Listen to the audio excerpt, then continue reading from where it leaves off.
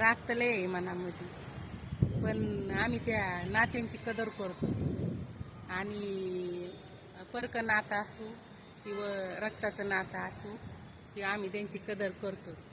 पण राग तर लय येतो का आम्ही पण एक मनुष्य जन्म आहे. एक तर देव तर नाही तर आम्हाला राग येणार नाही. देव पण एक बार क्रोध होतो, देव पण होतं ना. तर त्या नात्यांची रिस्पेक्ट नाही, त्या नात्यांची इज्जत नाही ठेवायची, त्या नात्यांची रिस्पेक्ट नाही ठेवायची, त्या नात्यांना इज्जत नाही द्यायची.